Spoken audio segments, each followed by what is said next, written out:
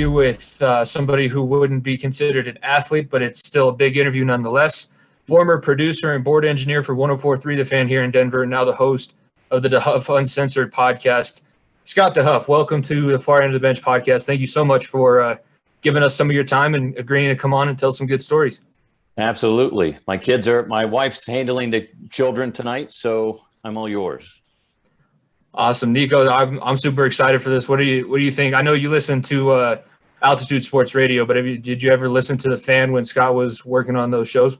Of course, yeah. I got to take that trek, that 45-minute trek, because I work up in Colorado Springs. So I switch in between 104.3 and Altitude Radio now and then. So definitely caught a little bit of Scott's stuff. And I love his show too. His show has bin awesome. Yeah, I think it's a little bit different, the show that we're doing now. But in the day and age, I just thank you, Scott, for agreeing to come on a show from just a random Twitter DM. I feel like that's it's a crazy time where we're living in, where we can kind of book podcast guests this way. Or I can just kind of go ahead. It's great because you reached out, and I got to be honest, I have no standards, so I figured why not? Let's just hop on with you guys. I don't know if that's a good or bad thing with the no standards, but I'll take it. You know what? I'll roll it. I'll let it go as a positive. But you mentioned we kind of talked a little bit before we started recording about we're all in Colorado. Are you native to Colorado? Did you move here? How did you kind of wind up out here? Well, technically, I was born in Phoenix. But when I was about a month old, my parents moved out here. So I'm kind of, whatever. I consider myself a native, although technically on paper I'm not. But yeah, I've lived in Colorado basically my whole life. Went to high school in Broomfield, and I love Colorado. I've traveled to other places, but there's really no other place, unless there's a beach involved. There's really no other place I'd rather be than Colorado. Has it been the same kind of region? And when you moved, did you just adopt kind of the Denver sports teams as kind of your own? Yeah. I mean, it's really hard to live in a city and not enjoy the teams that you're around and that are there. I mean, I can't really break down the Nuggets or the Avs, but I support them. I'm fully behind them. Broncos, I mean, I got pictures of my brother and I when we were like 4 or 5 years old, wearing Bronco jerseys. I had no idea who Randy Gradishar was at the time, but I was wearing his jersey. But so yeah, I've always been, especially with the Broncos, just locked in on the Broncos. I'm just a huge fan, and then the fact that I got into sports radio, and then ended up covering the Broncos, that was just like, it's insane to think about, and especially some of the guys that I grew up watching and idolizing, and the fact that all of a sudden I'm like, shit, I'm John. Like one of the stories that I always think about, and it sounds silly to some people, I was covering Broncos training camp for The Fan one year, and I'm out there kind of watching practice, and John Elway comes up and walks behind me and just starts like rubbing my shoulders, and then pats me on the back, and he's like, "How's it going, Dehuff?" And I'm like, "Oh my God, John Elway just touched me. This is great." And it's just, as a fan, as a kid, I just thought, I would never imagine that that's, being fondled by John Elway. I mean, who would have thought, But it's amazing. I mean, living here in Denver, like we like to say that obviously, unfortunately, the Broncos haven't been as successful as the teams like the Avs and Nuggets, but this 100% is a football town still. Mm-hmm. And I think like being able to cover teams like the Paytons of the years or the Elways, like I think we've been very, very fortunate with some of the talent that's come through here. I'll say, to say the least. Absolutely. It's insane to think about, like, and it does suck because the past, what is it, 5-6 years, whatever. It's just been crap. But then you think about those Payton years. If Payton doesn't come to the Broncos, that's a big drought of just crap football. But thank God that, Elway was able to lure him in, and I mean, and then save the day, essentially, save, Broncos country a little bit from banging their heads against the wall for more and more years. But yeah, the fact that I was able to cover the Peyton years, I was one of the first people to, when he came in, we were like, there's a group of us media members as Peyton was trying to find his parking spot. And this is the only time I've ever been like paparazzi. And the fact that he's in his car, he's trying to find where to go. You can see he's on the phone. And then we're all like, oh my God, it's Peyton Manning. And we're all trying to take pictures of him in through his tinted windows. And it was just a weird experience. And especially because previous to that, we had the Tim Tebow, whatever you want to call that. But I was going to say, you were there. You were also there during the Tebow years. We were talking about the Tebow. Well, obviously, since he just got cut, but we were talking about the DT catch.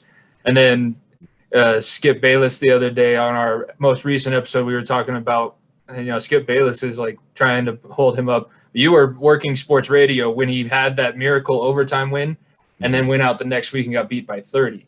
So, that had to be just a crazy time to be in sports radio with the winning streak and the way they were winning. And then that playoff run, I can't imagine what covering Tim Tebow must have been like.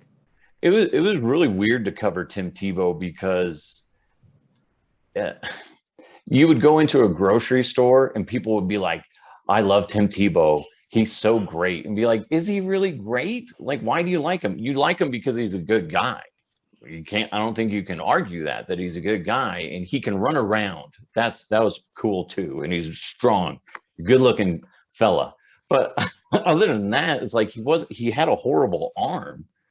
And it was just really weird because when they won that game, you're like, oh, geez, could he pull it off? And then, of course, no. But it was very weird. It was really hard to get behind the team because their defense was really good. But boy, he just was the weakest link on the team. I think the only people that can say that we love Tim Tebow because of his play style is Florida Gators fans. Everyone, Broncos fans, Jets fans, Mets baseball fans, everyone in between there. We love Jaguars Tim Tebow. Tight end fans. Yeah, Jaguars tight end fans. Like, we all love Tim Tebow because of the guy he is. And I guess Broncos fans, we have one moment that we'll always remember about him, but everybody else, they can care less about the player. It's more about the man. I'm just kind of thinking about because we were in Nico. I think we were in middle school when he was drafted, and I got the notification that they actually drafted Tebow, and I had heard everybody say, "There's no way he's actually going to get drafted." And lo and behold, the Broncos draft him, and not only draft him, but go pretty high. Dehuff, what was because you were covering that draft? Can you kind of think about the reaction that was, from the guys around the radio station when that did happen and they drafted a guy like Tim Tebow? I think it was just more of a shock of like, I don't know how that's going to work. We're just kind of blindsided. It was more humorous in a sense. Like I guess really the best way to describe it was we were just all just like, oh, what the fuck are they doing? Like, but okay, let's see what happens. Who knows? But I think the majority of the talent on the station, on the fan, and pretty much all of Denver, I think, as far as the people in the know, I think they all kind of just were like, I don't see this working, but you never know. I don't think there was ultimate immediate distaste for him yet, but I think there was just hope, because you just never know. And we were dealing with Kyle Orton and Chris Sims trading back and forth quarterbacks every year. So post Jake Plummer, Denver Broncos. No, not even that. Post Jay Cutler, not even Jake Plummer. Post Jay Cutler. Go far that back. But yeah, post Jay Cutler, dealing with Orton. I think Tebow was the great bridge. It was a great bridge gapper. All Broncos country will only have one lasting memory, but after that, it was all see you later, on to better pastures. Nico, I think you said it in last episode that's right, because I listened. I think you were talking about how if it wasn't for Tim Tebow, you don't get Peyton Manning. I mean, you got to think that, yes, you had the Tebow years, but hey, it led to Peyton Manning. It led to 2 Super Bowls. One was embarrassing, but Super Bowl 50, hey, the Broncos won. And if it takes drafting Tim Tebow, who was a piece of shit quarterback, that's fine. because they got 2 Super Bowls out of it, an amazing offense, like a historic offensive run for Peyton's stretch. And the fact that they topped it off with Super Bowl 50 victory, yeah, that's fine, whatever. It all worked out in the end, I guess. Let's kind of transition here. When you're getting into the Fan, was that the first radio station that you worked for, or had you been trying to get a job in radio before you got hired there? No, that was my first job, was in radio, as far as radio goes. Because before that, I was in the restaurant industry and grocery stores and stuff like that. But as far as the radio industry, that was my first gig, was when it was 950 The Fan. And I got an internship at KYGO, which is the sister station of The Fan. And I just did anything and everything I could. I was cleaning the prize closets. I was doing whatever the heck anybody wanted.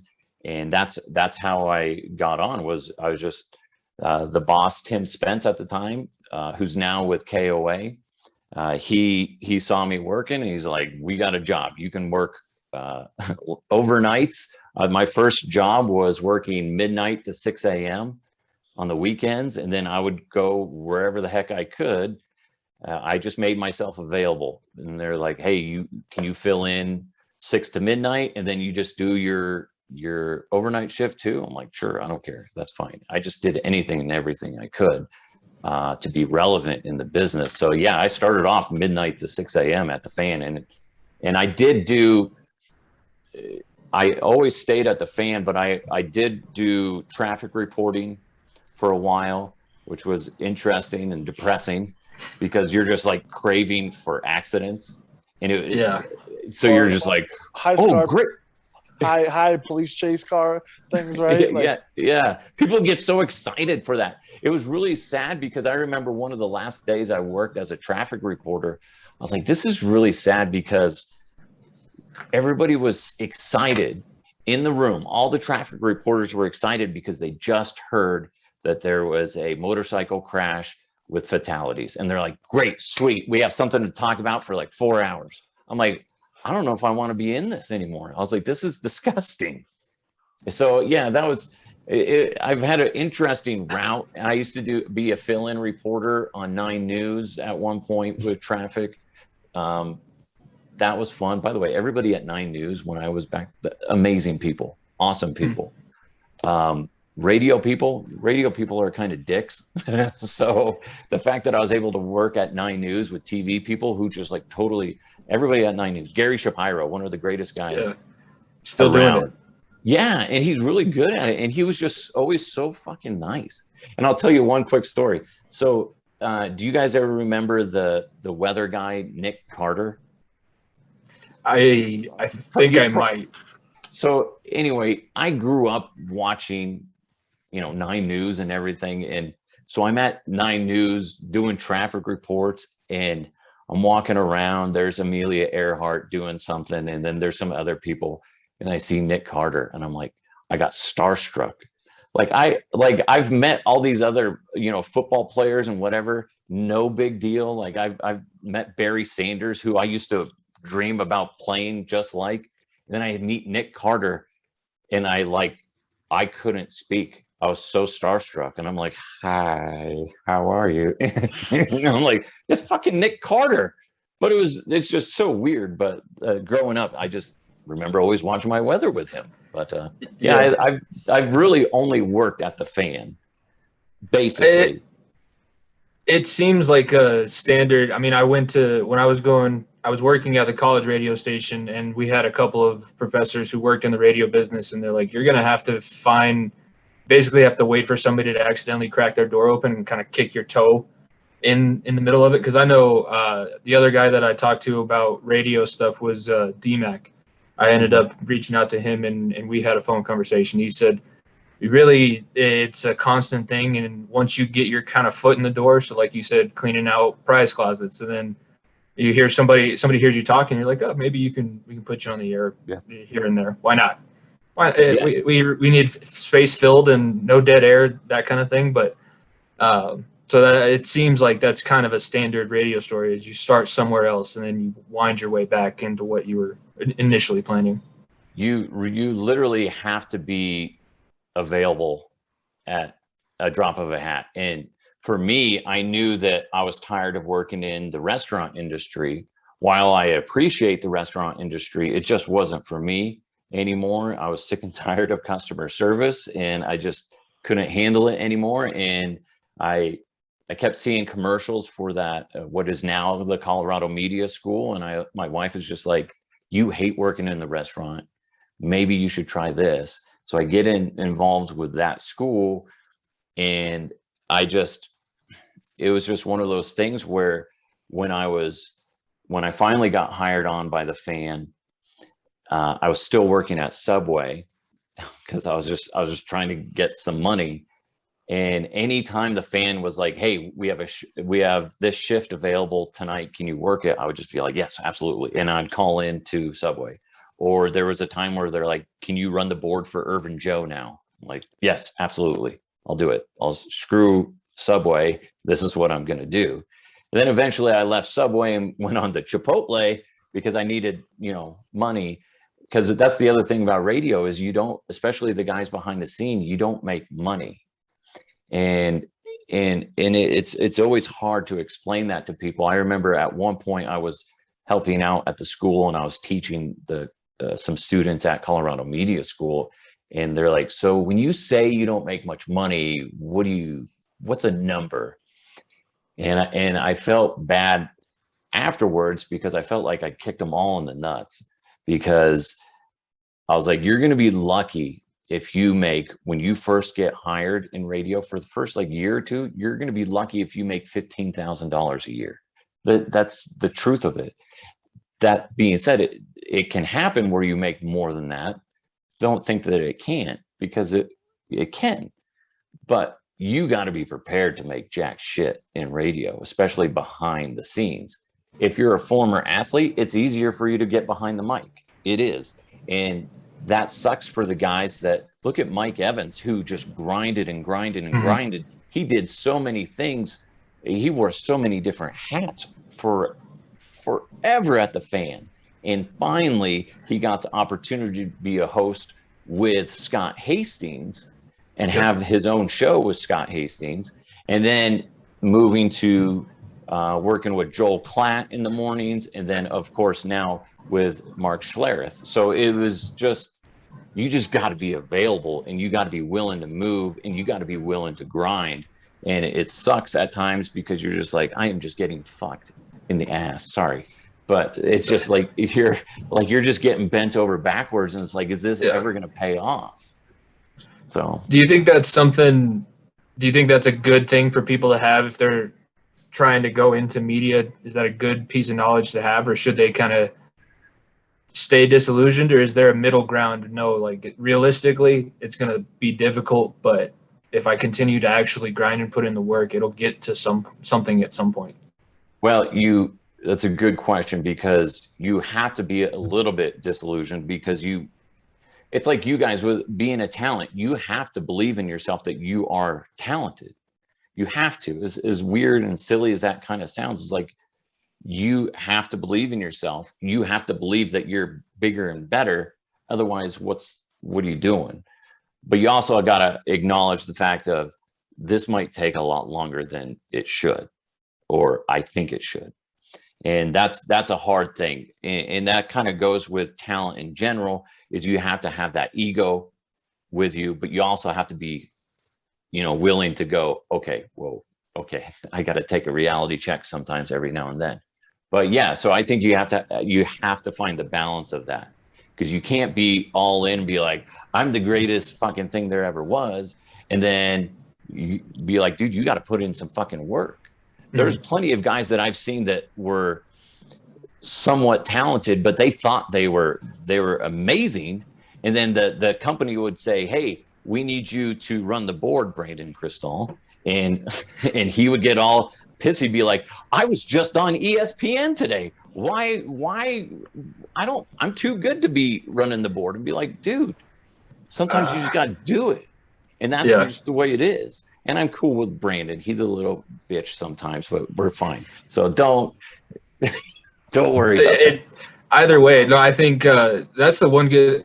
I prefer the fan when it comes to sports radio in Denver, and it's more because of the personalities. There's just some. It's a type of feel where you think like everybody is actually friends. Like when I was listening to Evans and Klatt, and then to Schlereth and Evans, it's almost like, do these guys just hang out for 20 minutes before their show? They're just talking. I mean, they have the whole bit. What are we even talking about anymore? It just seems like that kind of a place almost. Well, and that's the way when it was Klatt and Evans, that's really how we just would hang out in the breaks. And most of the time we weren't talking about anything that was going to be on the air.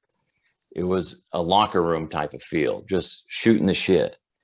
And I remember having plenty of times where we'd just be talking about whatever. And then when Schlereth came in, that went to a whole nother level, because he's just a giant child in the best way possible. And there's just way too many times. I don't think I would, if I were to put a percentage on it, I would say off air, we talked about 95% of anything other than what we were going to talk about on the air. So we were always just BSing. And that helped heighten the chemistry between everybody, because we were goofing around. We were just like poking fun of each other. I don't know how many times like Stink would just come up to me and just say some of the most inappropriate things to me off air. And it's just like, some people would see it and they're like, oh my God, I can't believe he did that. And be like, dude, it's a locker room. You got to have that buddy feel. And we did. We all were just friends. Like Stink and Mike still talk to me now. Everybody else at the station kind of ignores me now because they're all a little bent out of shape. But to be honest, Stink and Mike, they're still good people, and they do have that chemistry. And another good example of the talking constantly off the air and having fun is Stokely and Zach. They're best buds. Hell, those guys go out and play golf together constantly when Stokely's not playing with Peyton. But you know, they're best buds, and you have to have that chemistry behind the scenes in order to get that chemistry behind the mic. Definitely. I think that you've worked with a couple of the more entertaining guys, especially in sports radio, with Joel Klatt, his cowboy story that birthed the Cowboy Dehuff character. I try and find it every now and then and just listen back to it. The one where he got beat up by the cowboy? Yeah. Yes. Yeah. Okay. Yeah. Yeah. And then Nico, Cowboy. Well, we might have to talk Scott into doing Cowboy Dehuff at some point during the episode, because I think you'd get a kick out of that. But basically, essentially, Joel Klatt thought he was really tough, and some cowboy from Wyoming just beat the absolute crap out of him, and it birthed the whole section on the show. Well, no, actually, what it was Klatt was doing TV for the Rockies, because he was an analyst for the Rockies. And they're like, we're going to send you up to Cheyenne Frontier Days, and you're going to do analysis from there. Meanwhile, the game's going on at Coors Field or whatever. So they told him, Root Sports, they're like, you need to go buy some cowboy gear. And this is at like 6:05 in the morning when he's bringing up the story. And then Mike Evans in my ear through the intercom is like, get ready to do a cowboy voice. And I'm behind the scenes. I'm like, what cowboy voice? I was like, I hadn't really practiced one. So he's like, let's actually go to our resident cowboy, Cowboy Dehuff. What do you think Joel Klatt should wear to Cheyenne Frontier Days or whatever? And I'm like, hey, Joe, basically what you got to do is get yourself a pair of breeches and make sure they're tight right around your balls. And if you can look at yourself in the mirror and say, my God, I am all balls and these chains. Hell, you ready to go? And then we essentially did an entire show doing stupid ball jokes and talking about you're going to have big balls for this, big balls for that. And the fact that management didn't come in and just pull the cord is amazing to me, but that's what it was. And Klatt's a real funny guy, and he was just almost peeing himself the entire episode. Those were the best mornings when Cowboy Dehuff would make an appearance, Connery Dehuff, and it would go back and forth, and then Stink would do his Arnold Schwarzenegger because he always likes to tell the story about how he's 3 inches taller than Arnold Schwarzenegger, apparently. Yeah. And he'd be like, look at this guy's shoulders. He's a monster. Yeah. How quickly did you, because you guys would have they would say gold, 15 seconds worth of audio gold, and you guys would have that cut really quickly just for the audio drops. So was it, because I know it was you and Millennial Ben was a producer for a while. How do you guys work that behind the scenes? I know people who aren't into radio is probably not going to beam that much, but as a radio geek myself, I'm interested to know how that works. So we'd constantly, on one of the monitors, constantly be rolling on the show. So you'd always have that going. So my job and Ben's job was to constantly be listening. One, you're kind of helping direct the show, making sure they're not too off track and all that stuff. But if they would say something, you'd be like, oh, cut that. And you literally, since you have Adobe Audition, you can. It's a lot easier than people think. That's the mystery of radio, is it's a lot easier than people realize. As long as you have the right. Yeah, it works beautifully. And the fan uses an easier version than the one I have on my computer, so it's even easier. So we just go get that, and and since we're so used to looking at audio, you can really kind of see the waves and what's what. So you just highlight it, copy, open up another window, paste it in there, trim it up, and you could have that turned around in 10, 15 seconds and ready to go, if not less, depending. But it's always one of those things where what's annoying is there would be times where Ben would get it, but the computer just is freezing, and we're like, fuck, because you want it to, fire back as quick as possible. But it was a joint effort between Ben and I, and he got to be really good at it by the time I left, that he was able to just grab things for the most part on his own and then turn it around and just make fun of them for that. He doesn't even really talk. He just talks through the board, and right. A lot of the times he gives it to Schlereth, and Evan's pretty good through that board. It's kind of it's almost like listening to Stephen Hawking argue with somebody, and you're like, this is weirdly entertaining for a sports talk show. But all right, Nico, I let him talk about radio for long enough. Let's transition. What he thinks about your guys' donkeys this year? Donkeys. Yeah, I know. His team hasn't won a playoff game in 40 years. So wait, who's your team? The Bengals. That's right. So. Hey, how do you spell Cincinnati, by the way? Just throwing that out there for you. There might be 2 T's. If you're from an Italian family, you think that there's 2 T's in about everything. So I think there's 2 T's. It might be T-E-E for T. Higgins now. No, they got me pretty good, but I accomplished my goal. Everybody said that the Bengals were going to win the AFC North now. I don't know how likely that'll be, but we'll see. I did vote the Bengals as well. And what's funny is I didn't even notice that you had the extra T in there. See, I was like, I feel like it was 3 people from Cincinnati saw it and then told the world, called the other 50 people in the state, and they were like, let's go get this guy. This guy's so stupid. And then they use the wrong "your" when they're bashing you. Or make the same joke as 3 other people before them, and I'm like, I know. That was funny.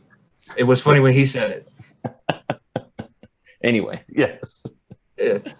Moving on. The Broncos, they're not a joke. Or maybe they will be. Who knows?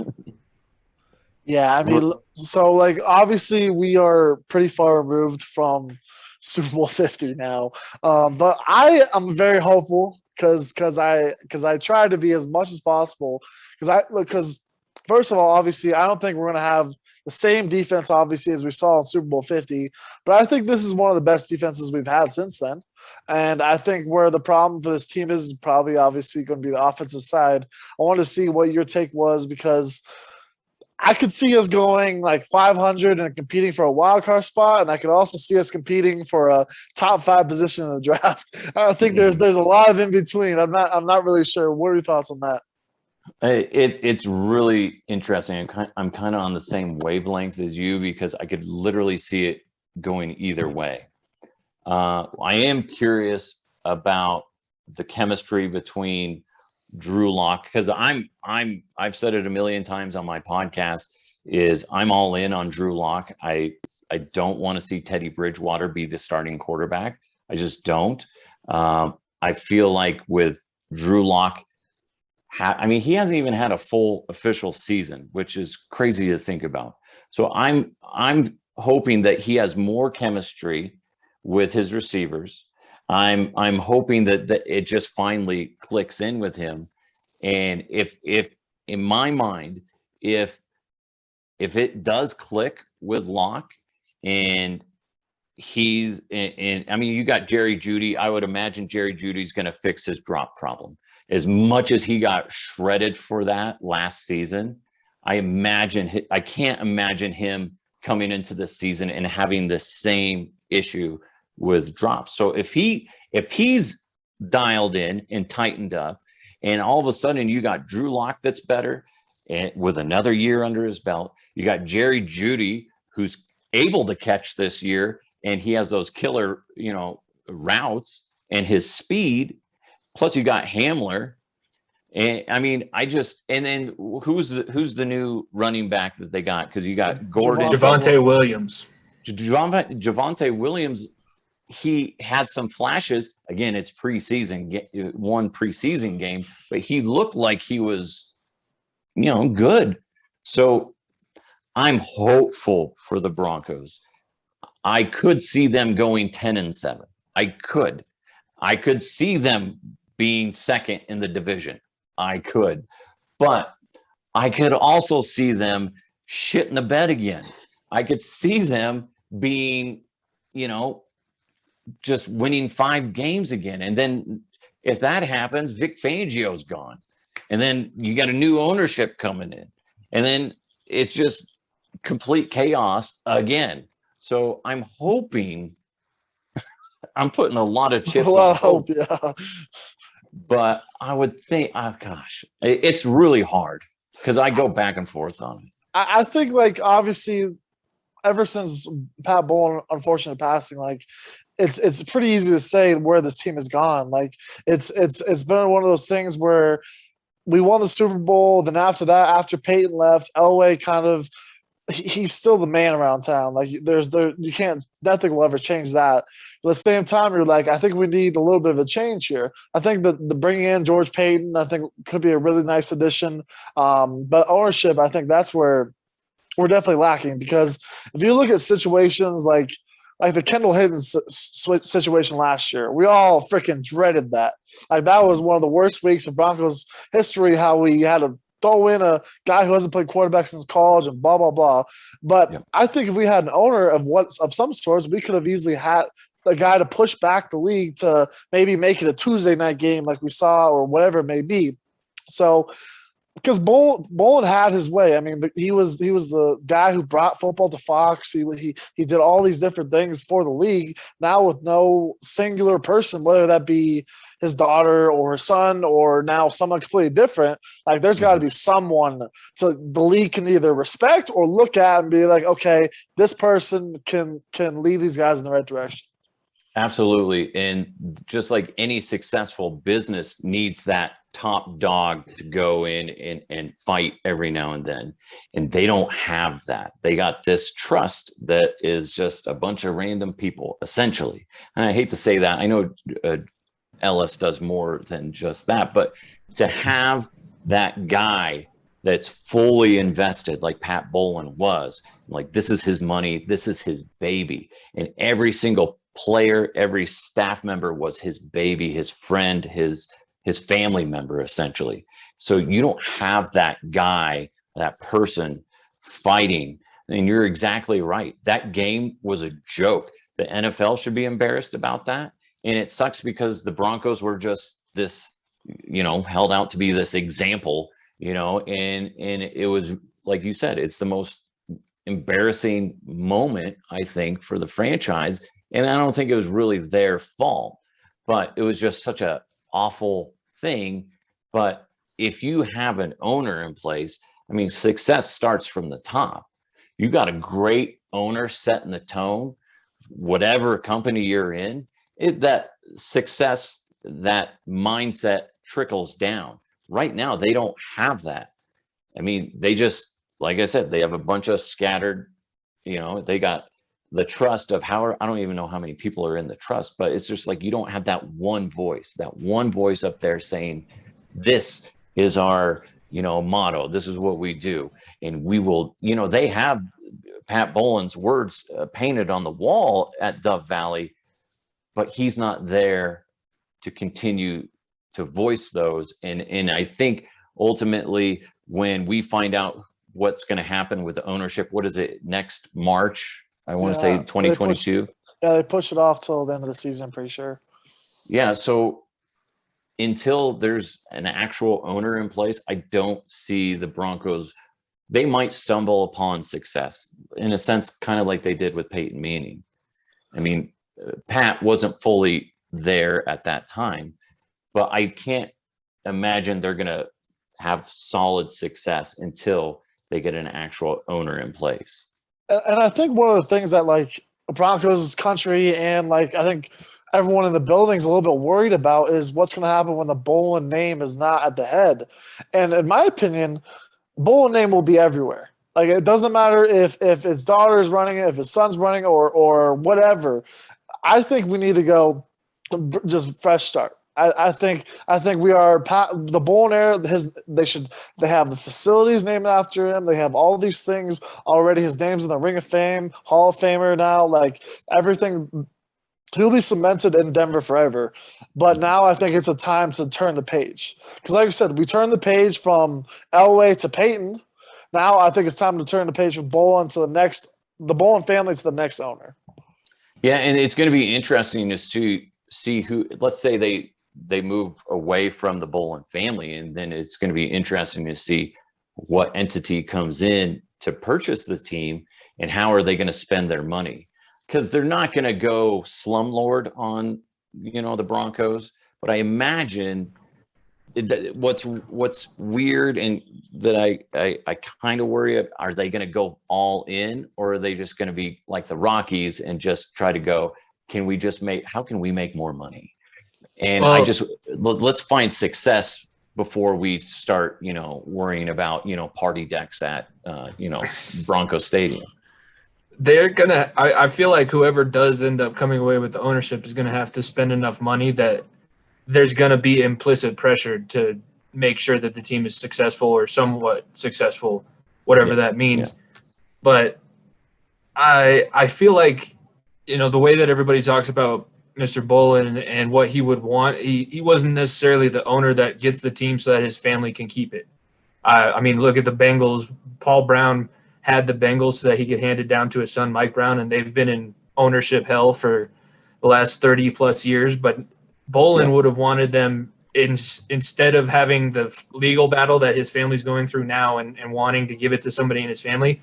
He would much rather just give it to somebody who's going to make them successful and continue what he built, because it being his baby, he didn't want it to just be good while he was there and then have it all fall apart. He wasn't Jerry Jones.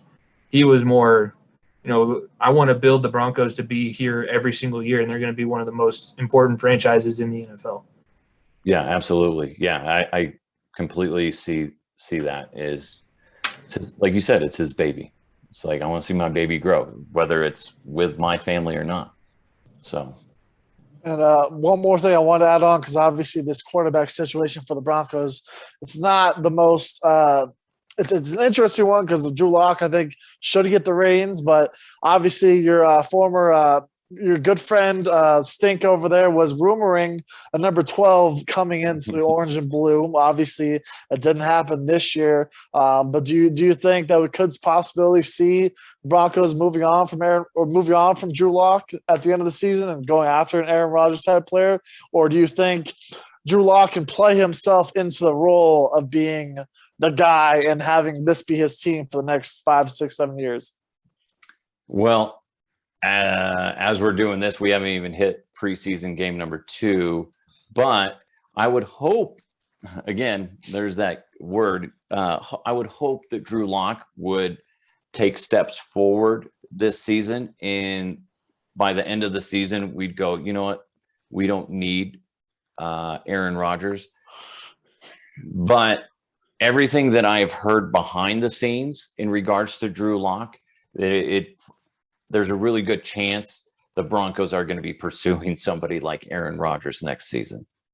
And I hate that. As a Broncos fan, I really hate that, because I'm sick and tired of the quarterback carousel of like, who's going to be the quarterback this year? I don't, is it going to be this guy or that? I would like it to be going into next season going, yeah, it's definitely Drew Lock. But everything that I've heard is he has a hard time grasping onto information and developing and becoming better. So if that continues to be the trend, yeah, definitely expect the Broncos to be pursuing players like a Aaron Rodgers.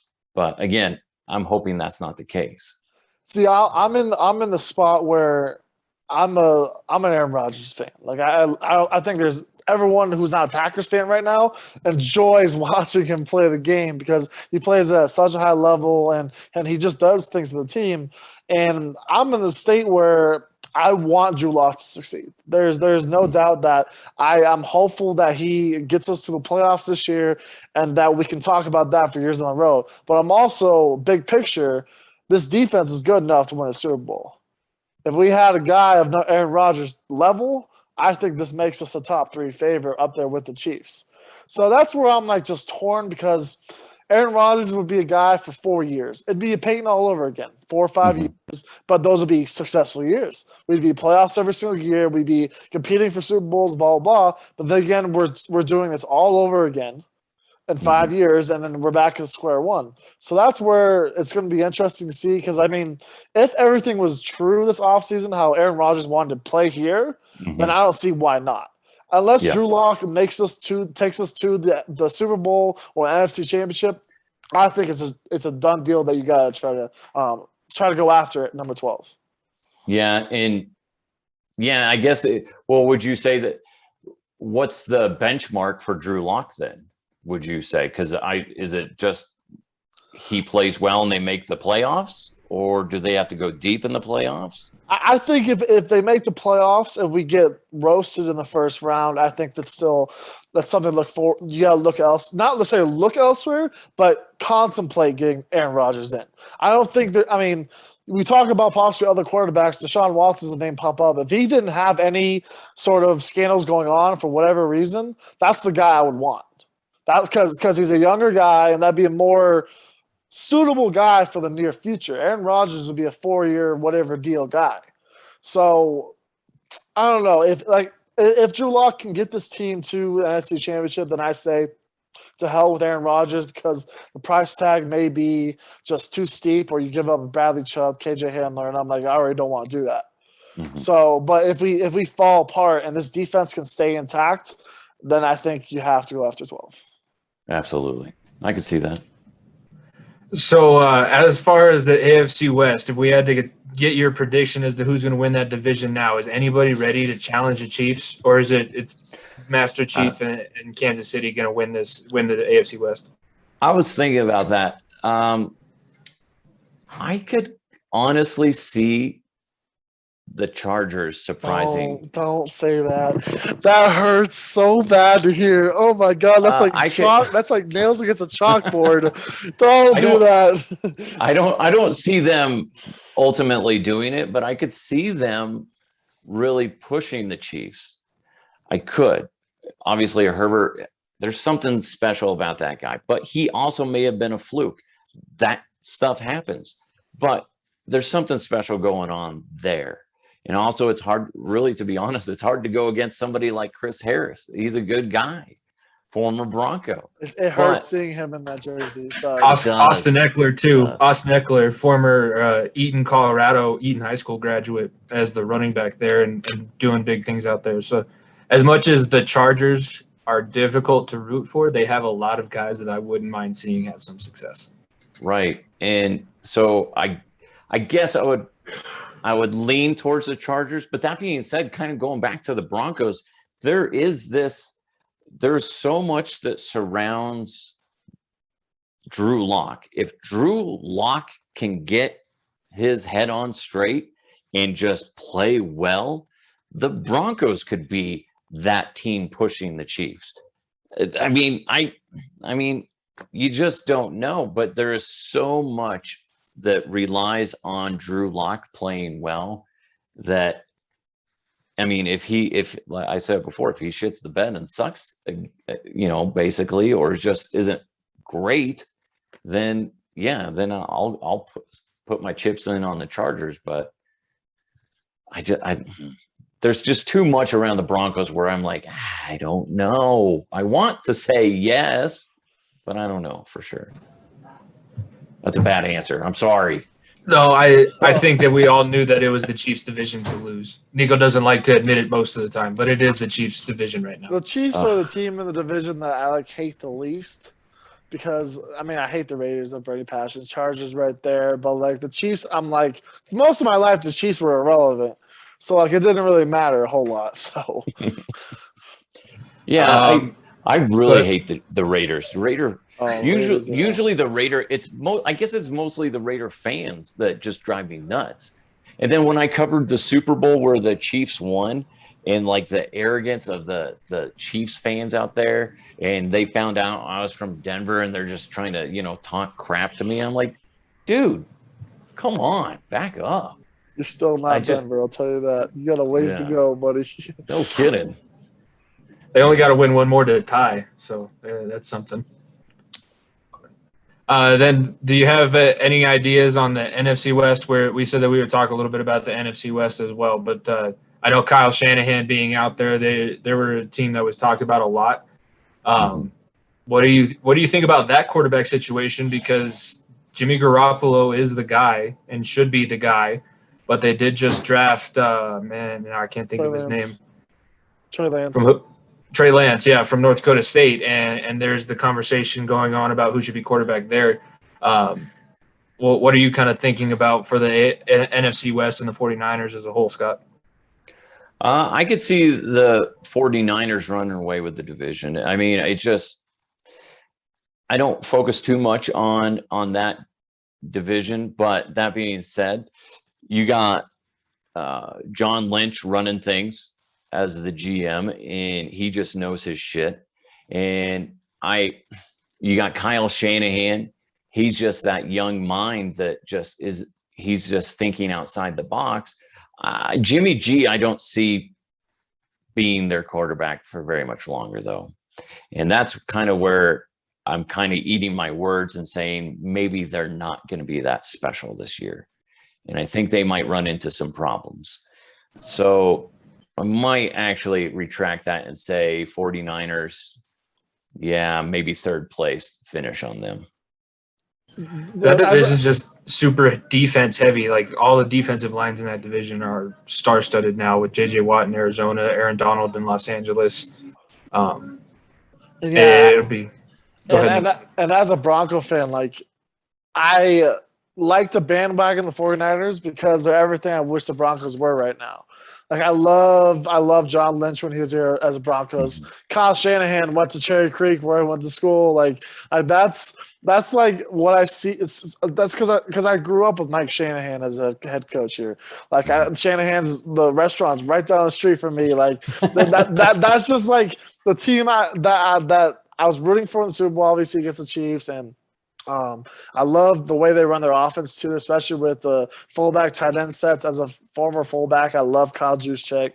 I love George Kittle. So I don't know what they're going to look like. I think if Jimmy G, I think that's another. The 49ers, I would almost say, are in the same boat as the Broncos in a way, but in a different sense. They don't know what their quarterback situation is going to be, but they know everyone else is around them that can produce. Your running backs are going to produce for you. Mostert back there. Receivers with Ayuk. They brought someone else. I can't think of the name, but they got some good position players out there. So, that's just the biggest what if for them. But if I look at this division, I know it's tough to say because this guy has never won much in his career. But the Rams and Matt Stafford make it very interesting because they actually have a legit quarterback now. And that defense, if it stays as good as it is, Rams can make a lot of noise. I think that'd be cool too. It'd be a good story because could you imagine Stafford just he spends his career in Detroit. Who wants to be in Detroit anyway? And then he moves to LA, and then yeah, I could see him having success. They're already, praising him out there too, and that's the other thing is like, I don't even know who his backup quarterback is. And that's probably a good thing, right? I think it was some XFL guy. Yeah, it's Wolford, John Wolford. Right. So nobody gives a shit about Wolford, and that's a good thing for Matt Stafford because he knows he's the man. He's going in there after being, essentially shit on all his whole career in Detroit, and now he's the man. He might be coming out a whole new quarterback. It's might, but I could see them, the Rams, running away with the division. I could see that. That makes sense to me. Those are both the two best head coaches in the division, in Shanahan and Sean McVay. So I think that's a pretty safe assumption. Before we kind of wrap things up here, I did want to talk about your podcast, the Uncensored Dehuff podcast. Because like I mentioned, I listened to the radio show first when you were producer there with Schlereth and Evans and Evans and Klatt. But the new podcast, what are the best things about starting it? What have been the most difficult things about stepping away from a job that you were at for so long and basically, not starting over, but starting in something a little bit different? How's that transition been? Well, it was interesting because I didn't officially know I was going to do the podcast when I quit. There were some things that went on at the station, and I made a decision and said, hey, you know what? Today's going to be my last day. And I go home. My wife and I had kind of talked about it previous of maybe it's time for you to leave the fan.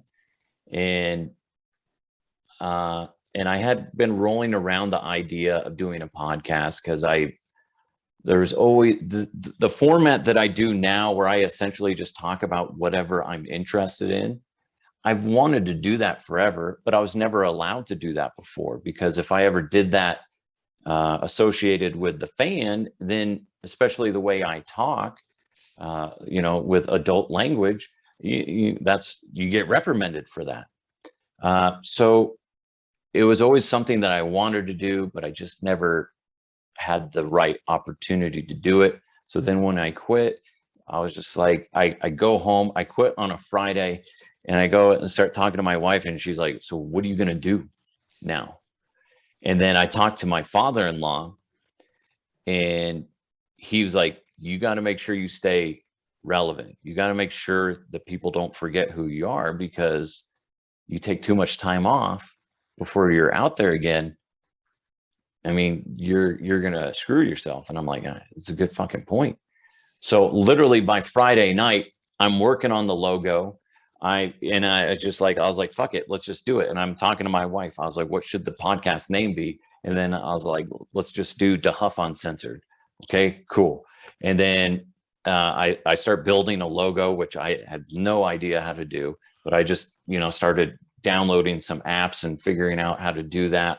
Essentially everything I've done is through my phone, which is just God bless Android, because I'm not an iPhone guy, by the way. So screw you, iPhone guys.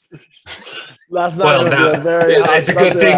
It's a good thing that you waited till the end to tell us that. Because are you guys both iPhone guys? Yeah, yes. We're both iPhone guys. Nerds. Anyway, so I do all my. So I start putting that together, and I'm like, I gotta put something out. So I at the time I sign up for Podbean, which if you're going to start a podcast, that's what I started off as my host site. So I just would upload my audio to that. So I'm like, okay, I got a subscription to that. It wasn't very expensive. I mean, for a year, it was just over $100 or something like that. I was like, that's not that bad. And then by Monday, I had a promo up running, teasing it. And I want to say by Wednesday or something like that, I had my first episode up and running. of just essentially where I was telling my story. So I go from quitting on Friday and then essentially going home and kind of panicking, going, oh crap, what did I do? To going, you know what, this is my opportunity that I've been waiting for, to finally just go and be myself. So when you listen to these episodes that I do, it's just me being me. Like I'll dick around and I'll do silly voices. There's times where I'm telling a story, and then all of a sudden I'll have like Sean Connery pop in, be like, I'm talking about having when the Olympics, they were talking about, they had those cardboard beds to try to prevent people from having sex. So, which is stupid, because if you're like, you have to only be on a bed to have sex. This is stupid. Anyway, so I'm talking about that. Then all of a sudden I'll be like, that's fucking bullshit. And then, and I have like Connery, chiming in, and they'll be like, speaking of that, I banged your mother last night. Some stupid stuff like that. So I'll just constantly work in my characters, and sometimes it'll just be random other things. But this is my voice that has always been wanting to come out, but I've never been able to. That's why I called it Dehuff Uncensored, because I was censored for so long. I mean, even at the end, I was getting frustrated because when I would pop on, they would dump the audio at times because they felt that I went too far on a joke, where I'm like, what are you talking about? It wasn't even like over the line. And it's just like, sometimes radio, you can be too sensitive, and I was getting sick and tired of that. And it's just like my true voice needed to be heard. And that's why I did the fucking podcast, essentially, really. So I'm a big fan of like Frank Caliendo, and like I love people like listening. People do voices. Is that something that you kind of just like listen to different people's voices? You kind of hatch on to something they say, or because I've always found it interesting how people can like figure out how to do different voices or do different things along those lines. Is that something you like? Well, I love this guy, and I want to be able to talk like them. Is that something you kind of like learn over time, or is that something that you just enjoy doing? It's funny because I was listening to Matthew McConaughey talk. He was giving some college speech. It was, those things pop up on like Facebook and stuff where they're like, this will change your life. Listen to Matthew McConaughey. I'm like listening to it and be like, this is fucking powerful. Oh. And then, but I'm listening to it and I'm like, I like the way he talks. And when I listen to it and I'm like, he has such a slow draw, and I'm like sitting there, and it's really hard for me to get into that voice, but I have to like listen to him real quick, and then yeah, he's kind of like it's just a weird voice. It's hard. I'm almost embarrassed to even try it, but it's just like, things are crazy. Listen here, Turbo. And like you just gotta find like a few things, like kind of like the like with Sean Connery, the reason I started trying to do the Connery voice was, if you guys ever saw the movie Highlander back in the day with Christopher Lambert, you guys may have never seen it, but he's in it, and it's funny because he's in real life, he's Scottish, but he's playing a fucking Spaniard, which just what? But anyway, there's a scene where he cuts the main bad guy's neck, and he's like, I see I improved your voice. And I'm like, oh my God. So like whenever I have a hard time getting into the Connery voice, because sometimes that happens, I just kind of go back to that, because that's like my origin of Connery. But Nico, to kind of go back to it, there are guys where you're just listening. I've always wanted to spend more time and I want to work on doing Christopher Walken, because like there's like so many people that can do Christopher Walken, but I've never spent that much time on it, and he has just such an interesting draw. He's on a delay, like I'd like to do the hit. And he's like, you see this watch?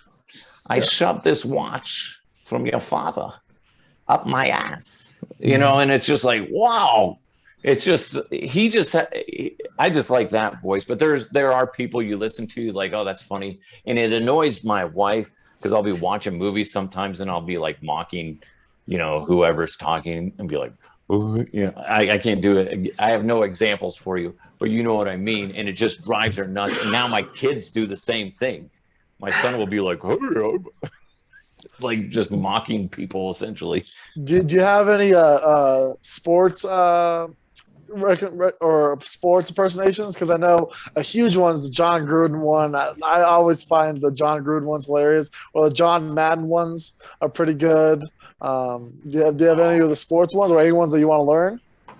Oh, yeah, I should try to do. I think we did a bit once right before I quit where I was doing like, who was it? It was John Gruden, and he's just an interesting guy, and I want to get better at Gruden. I could never do Madden, but you listen to Frank Caliendo, and he just, you can tell he works on those voices constantly. And I've met Frank before, and by the way, he is one of the nicest dudes ever. Just a great guy, very humble. But I've seen him he just rolls into the voices, and he does have those set guys like Barkley. Barkley's a funny voice, he's like, that's terrible. Like essentially that's, you just have to go back to that's terrible. And then like you can kind of say a bunch of other stuff that kind of sounds like it, but as long as you can nail down that's terrible or whatever, however Caliendo says it, it kind of makes it work. Who else does he do? But yeah, you get my point is like I would like to do a Gruden, and I need to practice those. I'm not going into the radio station anymore. My kids are at school now, so I got time to just like dick around, and maybe next time I pop on with you guys, I'll be able to do John Gruden and John Madden maybe. But I would like to do a Peyton Manning, and I've tried to do that one, but that's just I've never heard anybody do an impression of him. I can do Brandon Stokely. I can do Brandon Stokely. Yeah, I remember that. Peyton has a I don't know, like there's a certain way to it. 100%, his voice has a certain tone to it, but like it's very, very hard to like try to replicate it, I guess. It's the New Orleans. Yeah. It's the New Orleans drawl, but it's like super deep and slow. I don't know. Yeah, it's really weird, and I would love to be able to do it, but I have sat there for like 5 minutes basically, and I've tried to do it, but it's an interesting voice. I would love to be able to do it, but I don't know if everybody would get it other than because he did that SNL skit where he's yelling at the kids and everybody thought that was hilarious. It's still one that of is my one of favorite the things, best. Yeah, I'm sorry. Yeah. I love that. Go sit in the porta potty. I throw, you catch. Go sit in the porta potty. It's not that hard. Funny thing is, that's how he talked to all of the pros that he played with too. Because I saw a clip last night. He was on the hot mic in Indianapolis, and his tackle didn't pick up the blitz. He's like, "God damn it, Dally!" In the middle of the play as he's getting sacked. He was. Do you guys think you could handle playing for a guy like Peyton Manning that is so demanding? I think I could. I think I could. I've played for some coaches that obviously are not Peyton's level demanding, but I've gotten to a point where it's that way. I think I don't know. Like I loved being tested almost. Like I love like perfection. Obviously, I'll never be able to reach perfection in anything, but like trying to strive towards that, I think would be cool. But like knowing the guy he is outside of football, I think I would be able to deal with that inside the lines, because I know inside the lines, Peyton's going to be his hard ass. He's going to be making sure I'm on top of my game because he's that successful. But off the field, I'll go catch a Rockies game, Nuggets game with him, whatever, and I'll be just fine. So I think I could probably handle it. Okay. Yeah, I think if you're on the same page, I mean, he reminds me a lot of the Michael Jordan when I was watching The Last Dance, and he's like, I'm on everybody because I do that to myself anyways. So if I'm not harder than I am on myself on you, it really just means I want to make sure we all get better. So if I see that in somebody, I can deal with it a little bit more. If it's coming from like, if Paxton Lynch would have tried to come in one day and be like, listen, guys, the best way that we can be successful is if we just go out there, I'd be like, shut up, dude. you just logged off Xbox before you got in here, so just leave me alone. But Peyton, that's the other sports impression I can do. Paxton the Pirate. Yar, I be Paxton the Pirate. Oh, I be my throwing the ball God. far. Yar. He looks just like what is it? Who is it? Bucky the Pirate for the Buccaneers. Remember that Yes. guy? Oh, Yeah. yeah, the mascot. That is Paxton Lynch. It's weird. Anyway, surprised he didn't get picked up by them. But they ended up getting this guy named Brady, so I guess it worked out better for him in the long run. What kind of direction do you have for your Dehuff Uncensored? What is the end goal? Because you said it started out of a flurry of different events. So now that you've had time to kind of settle into it, what do you think is going to happen with your podcast? obviously, the numbers are going up, and that's all I can ask for. I'm very happy with each month they're increasing, and I just want to ride it as long as possible. I just got merch. I'm excited because I got, Dehuff Uncensored t-shirts. I got hats coming. I am surprised with the reaction that I'm getting from people. Like I was out and about the other day for an event for my kid's school, and I had a couple, fans of the podcast come up, and they start talking. They're like, episode 40, what the heck was that? And I'm like, what? The dream that you had. And I'm like, what? Oh, I'm like, oh yeah, that thing. And then it was just cool because, I'm seeing that people are enjoying it. I'm enjoying it. As far as what's next for it, I think, what I do need to start setting some more goals on it. As far as I want to get more set up with the video.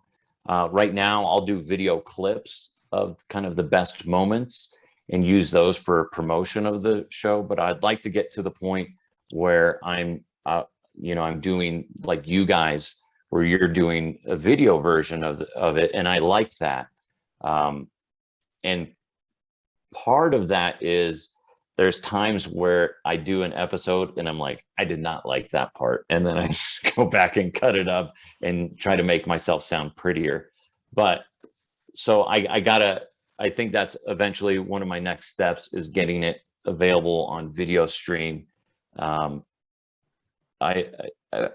It's nice that I was able to team up with Mile High Sports, and I'm under their umbrella for podcasts, and that's cool. And their podcast category, their library is getting bigger and bigger. They just signed Troy Rank as well, and that's cool. I mean, he knows everything Denver Broncos. He's the guy, so that's really cool. I think right now I'm just going to continue going and doing what I'm been doing. I think coming up in the regular season, I want to do, after every single Broncos game, I want to do more of an uncensored reaction to the Broncos. You kind of have those, you tune into the radio station and they might be a little harsh at times, but they're not fully honest about what's happening. And I would like to lend my voice to that mix. And if you've listened to my episodes, like, I don't mind saying certain things. I'm not out here to, kiss the Broncos' butts or whatever. I want to be me. And that's one thing that I have on the horizon, is doing some post-game reaction and being honest. I don't want to be a dick about it either. I don't want to be all negative. And that's one of the things I'm trying to do with my podcast, is negativity is the easiest sell in media. That's why misinformation spreads so easily, is because you can just throw out anything that's negative, has a negative tilt on it, and it'll just spread like wildfire. It's an easy sell. I'm trying to stick closer to the positive, but I'm human. So there's times where I can't help but be negative. But with negativity, is, in my mind, that's just me being honest. So that's kind of what's up next for me, is that. And then kind of like you guys doing more of the video version of the podcast as well. I think, I mean, Nico can attest to this, and I told you before, we've run into a lot of technical difficulties, but we have been able to learn. So we had a YouTube channel like 3 weeks before we actually put anything out there, because we would film stuff and look at it and go, I'm not putting my name behind that at all, but we'll fix it. We'll take it and learn from there. So I guess, you say similar to what you were saying about getting into the radio business and just being available. I'd say one of the bigger things, and I wanted to get your take on it, but like one of the biggest things about podcasting is just doing it and getting it out there in front of somebody, more like a consistency thing, not availability, but a consistency. Yeah. And like, I try to do episodes. I do 2 a week, and I'll do one on Monday and Thursdays. And if I do extra, I do extra, but they will always be there on Monday and Thursdays. And one thing before I forget is for anybody that's getting into whatever realm in media is, and my wife gets irritated with this sometimes, but the only way you're going to get better is if you're what's called air checking yourself, where you're going back and listening to it. I go back and listen to every single episode I've done, and I might listen to it a couple times, and I pick out the parts that I like, and I pick out the parts I don't like. And then I try to build on that to make myself better, and to make sure that I'm doing what I need to do for the listener, or in your guys' case too, the viewer. So always going back and going, okay, yeah, I could have said that better, or I should have paused a little bit more and really thought about my answer. So, or whatever. Because like when I first started doing this, the first couple episodes, I didn't have anything written down other than like a few bullet points, and I was a little scatterbrained. So then, like in radio, you usually have a rundown, and like you guys sent me your rundown, and you guys do a great job of that. So that's kind of what I started doing again. And I was like, I don't know why I wasn't doing that the first few episodes, because I would just like veer off, and I'm like, I don't even know what the fuck I'm talking about right now. So, but they're still good episodes, but it was just like very just out there. But so like if you're starting out in any realm of media, you got to keep yourself organized. I met with a guy this morning who's starting up a podcast, and he was wanting to see my setup and asked me how I did it. And I showed him a rundown, and he's like, oh shit, that makes sense. I was like, yeah, dude. I was like, otherwise I might talk about the same thing twice, because like you just get rolling, and next thing you know, you're like, wait, did I already talk about this or no? And I did that in an episode, and I had to go back and cut it out, because I was like, I already brought that up. I'm such an idiot. But it's like but again, rolling back to it, it's just like always make sure that you're going back and listening to what you've done. And that's only a positive thing. Get feedback from other people, and go, hey, what did you like? And the hard part is some people they'll just want to nitpick, but ultimately you got to be like, what did you like? Give me something that you liked, and maybe something you didn't like. Mm-hmm. So that's my advice to people that are starting out. And like what you guys did is you put something out, and before you officially start promoting it, go back and watch and be like, fuck, that sucked, or I didn't like that, I could have been better. And that's the only way you're going to get better, is by doing stuff like that. Right. Well, Nico, you want to get into our rapid fire questions so we can get Scott out of here and take his wife off of babysitting duty? Of course. So the rapid fire, we've done this with every guest we've had on. So all we do is we'll ask you, Jimmy and I will trade off asking you questions. They can be 1-word answers. They can be 5-minute long answers. Okay. They can be however you take it. So easy enough. So okay. First one I got. Who is your favorite person that you got to interview or have a conversation with in the world of sports? Oh my God, my favorite person to ever interact with. That's a very, God damn it. You should have given me a heads up on this. I am not a rapid fire. Hey, that's the rapid fire. You don't know what's going to be thrown at you. Yeah. My brain moves very slow. Geez, I would have to say, God dang it. Probably the best guy I ever got to interact with, I would say, would be Joel Klatt, I guess. And I know that I didn't interview him or anything like that, but working alongside with him, he would be so drained working, with the Rockies on the road. He'd get like 2 hours of sleep, basically stumble into the studio every morning, and he'd be like, "Hey, Duff," and I'm like, "Oh my God, he's gonna have a shitty show." And then as soon as the microphone popped on, boom, he was just full of energy. So I would go Joel gamer. Yeah, he's a gamer. Absolutely. He was always a gamer when he was playing too. He's a Colorado legend, especially those CSU games when it was him versus BVP. I still remember those Rocky Mountain showdowns. My first rapid fire question: most famous person you've ever stuck your hand in their mouth? That would be Terrell Davis. Yeah, I just wanted you to tell that story. Well, we're on Radio Row in Minnesota, and he was wearing. I put the headset on him because we're in break. I got Schlereth and Evans on the other side of the table. And the microphone I put on him, the microphone had a tendency to twist up. So I put the headset on him, and I'm like, "Hey, TD, real quick, let me fix your microphone." And he looks at me, and he's like, "Go ahead."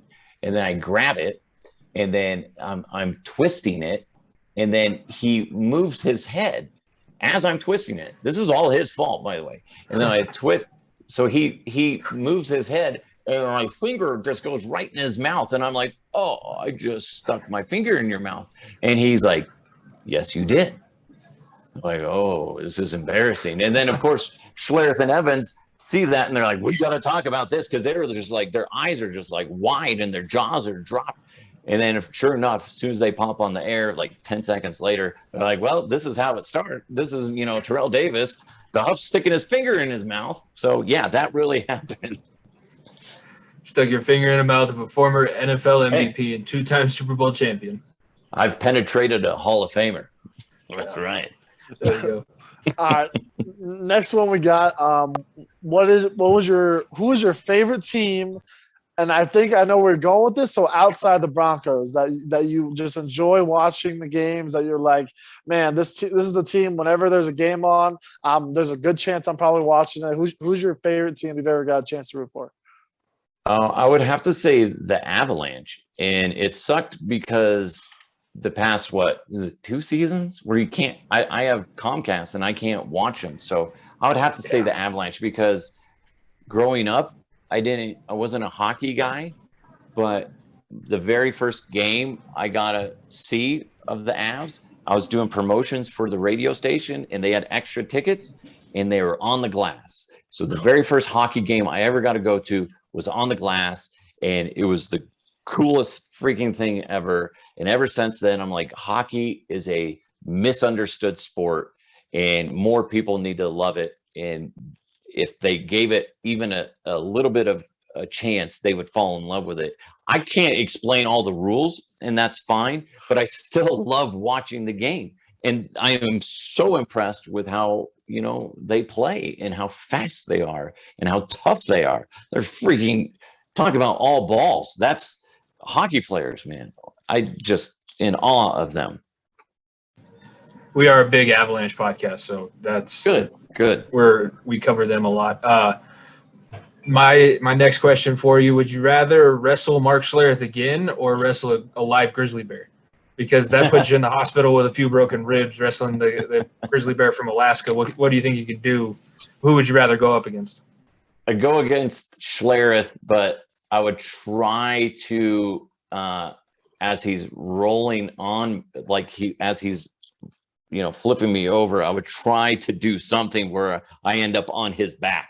I'll try to just do something. I don't wrestle, but I'm imagining in my head that it's possible that I could end up, on top of his back and put him in a chokehold. Grizzly bear is just going to kill me.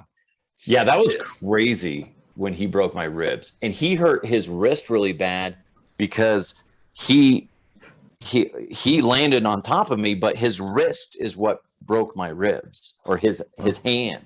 So his 260 some pounds landed on my ribs, and in between was, you know, his hand, and it just cracked my rib or whatever to my ribs. So yeah, I was surprised seeing him actually lateral drop you on regular floor, because I wrestled forever, and I was like, you don't lateral drop somebody unless you're on a mat. They're not really going to do that. And then there goes Jimmy. Dehuff. Yeah, Jimmy, it was funny because like we did a walkthrough before, and he's like, I'll do it gently and cradle you down. And I'm like, yeah, that's fine. Okay. And then right before they hit record on the phone, he whispers to me, he's like, I thought about it.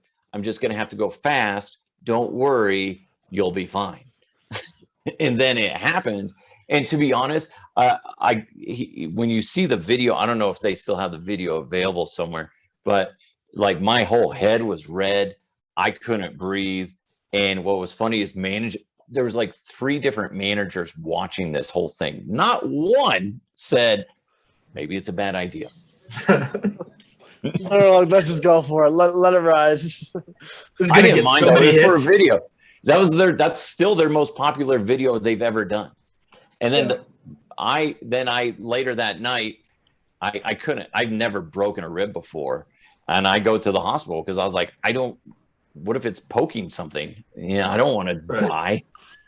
So yeah, then I did a video from the hospital room, and that had like 500,000 views or some crap like that. Stupid. They kept it going too, because they would talk about it and be like, just the same way they would make fun of you for always being on vacation. Like, did he really break a rib? Or is it just bruised and he's just milking it? He's like, I need a couple extra days. So they played it up. It ended up, it was a bad situation, but I think it ended up working out pretty well. Yeah, it was fine. It was one of those things where what you're talking about, them jabbing me, oh, he's on vacation, or I don't think he really broke his ribs. It's funny because every time he would do that, I'd either, if I was at home or whatever, I'd just be like, you're a fucking dick. And then he'd just be laughing like a little kid. Like, he didn't care. Yeah. And I didn't care either, because it was just all part of the joke. It was fine. But I really did break my ribs. Yeah. Nico, what you got? That's nice. Last couple here. My last one I got for you. What is the coolest sporting event that you've gotten to cover? Like, I think you'll probably say Super Bowl 50, but if you had to pick one event, I'll say outside Super Bowl 50. What was the coolest sporting event? That's the coolest thing ever. Dude, not Super Bowl 46, was it, or 47? Not 48. That one? 48. I didn't get to cover that one. How can I not say Super Bowl 50? I knew the Broncos were going to win that game on that Monday, because I'm covering media day, and all the Panther players are acting like they already won. They're talking about what they're going to do after the game and all the parade and stuff. And I'm like, oh, what the fuck? And then the Broncos come out, and they are just pissed off. They know that their one job was to go out there and beat the shit out of the Panthers. And I was like, whoa, I knew it. And I just got chills, because I remember that moment of going, they're going to win. They're going to do it. So I don't know how, Nico, I can not say that's the coolest event. That's fair.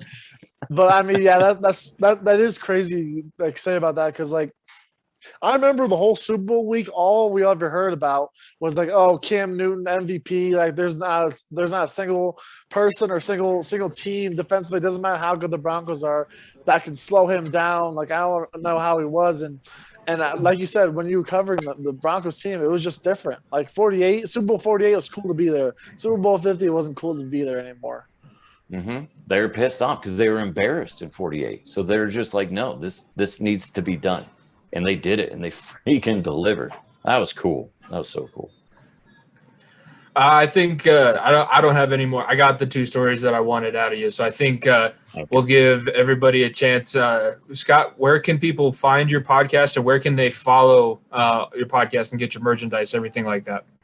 Okay, you can download the not download. You can listen to the podcast anywhere you find your podcast. So whether it's Apple or iTunes or Spotify, just search Dehuff, Dehuff, and then Dehuff Uncensored will pop up. You can follow me on Twitter at Dehuff Podcast. I couldn't do Dehuff Uncensored. It pissed me off. It was like one letter too big. So I just switched it to Dehuff Podcast. And then Dehuff Uncensored on Instagram. Also have a page on Facebook as well. But yeah. And then you can also just check out my website, DehuffUncensored.com. All the great stories that he told on this show, he has even more. And then he also doesn't. We brought Scott on knowing that he wasn't just a sports podcast, but we wanted to get him in front of our listeners, because I know we have a good amount of listeners from Colorado, and they probably recognize your name. Then we also have some other reaches, and it's always good to kind of cross promote stuff. So we thank you a lot for coming on here. You don't know how much this meant to us and how cool this is going to be when we finally do put this out. This has been an awesome time. Thank you so much. Absolutely. Thank you guys so much. Continued success to you guys. You guys are in your second season. Is that what it is? Yeah, second year now. Yeah, second year. That's awesome. Yeah, thank you again. Thank you again, Scott. Like I said, when Jimmy told me about your show, like I started listening to the episodes, and I was like, oh my God, this guy's hilarious, and he's awesome to listen to. So I look forward to listening to some more of your shows and going on forward. You're gonna like the Mothman prophecy, the Mothman one. Did you listen to that one yet? I have not. No. It's interesting. And then there's the lady that crashed in the Amazon on her plane, and then she was like 17 years old. 17 years old, and she survived like 10 days in the Amazon. Freaking nuts. Okay. Plus I talk about, zombie apocalypse, what you would do, all this stuff. Listen, it's whatever I feel like talking about, but I also throw in Bronco conversations as well. So listen, it's entertainment based, but if you guys ever want to reach out to me, you can just hit me up on my website, DehuffUncensored.com. As for our show, you can follow us at FEOTB Pod. We're also available on all the different podcasting platforms, and be sure to subscribe to our YouTube channel. You'll be able to see the video version of this whole interview, plus our other segments that we post on there. Be sure to subscribe and ring the notification bell. But for myself, thank you very much to our special guest, Scott Dehuff, and my co-host, Nico Bryant. Be sure to check out the Dehuff Uncensored podcast, and we will catch everybody next week. Peace. Thanks, guys.